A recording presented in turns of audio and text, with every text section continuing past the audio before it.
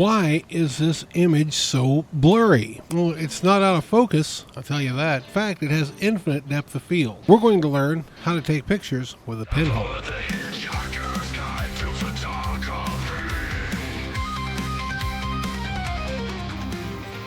Hey everybody, it is a beautiful Monday out and about, and I am here with my little pal Frodo, and we're going to do something I think is kind of cool, sort of an alternative process.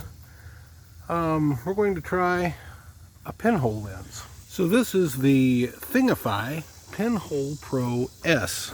Let me get it out of the box here. And this is a pretty interesting lens. I have put a UV filter over it because it's literally just a hole. A tiny little literal pinhole that allows you to take a photograph without anything between you and your subject except the hole.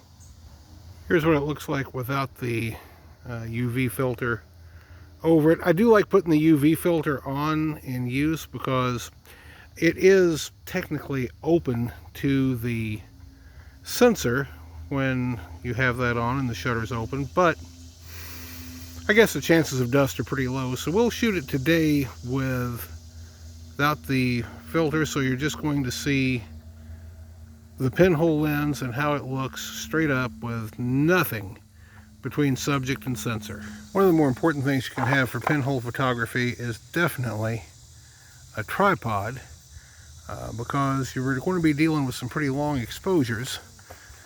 So you want the camera to be nice and stable during that. We'll make our way down through the woods here and see if we can get a, oh, that's a spider web. And we want to see if we can get a nice shot of Kiser Lake here in just a little bit north of Dayton in Ohio. It's a pretty cool little lake. They don't allow motorboats on it, only sail or paddle boats. You have a nice quiet lake that way, and sometimes when the boats are out here, it's really pretty with the sails all unfurled. So I've chosen this little patch right here to photograph, and bring this up. We are at about 13 seconds. You can see that I'm metering kind of between the shadow and the lighted, more lit area. That way we can get a nice even exposure across. So 13-second exposure at ISO 400 and go. Alright, that was still a little hot, so we're going to change that to about an 8-second exposure. Alright, I actually ended up at a 5-second exposure to get the look I want, so here we go. Now this is the JPEG straight out of camera, no manipulation. It's really kind of meh. So I put it in Photoshop and ended up with this. We've got a very nice image here. It's bright, it's colorful, it's got a little vignette to add interest to the center, and I find this to be a very interesting image. So let's talk a little bit about a pinhole lens and what it actually is. A pinhole lens is exactly what the name implies. You have a lens body, and you can make one of these out of like a body cap for your camera just by putting a piece of foil over a hole you drill into the lens cap and poking a tiny little pinhole in it.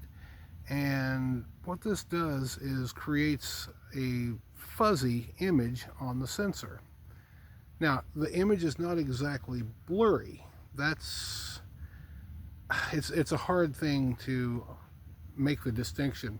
The image is actually sharp, but because of diffraction in the lens, it's in focus, but the edges are fuzzy because of diffraction due to the tiny little pinhole.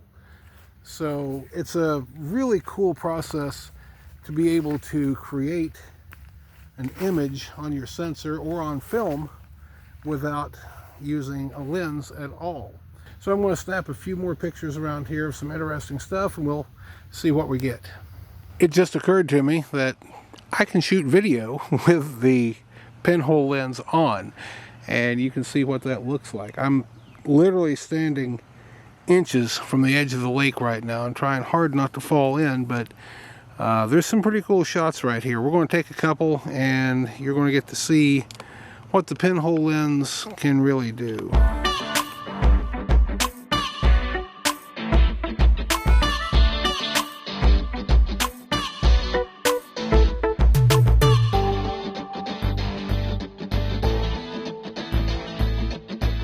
And so that's going to do it. I told you I was right on the edge of the lake. That's going to do it, and we've got pinhole photography in a nutshell.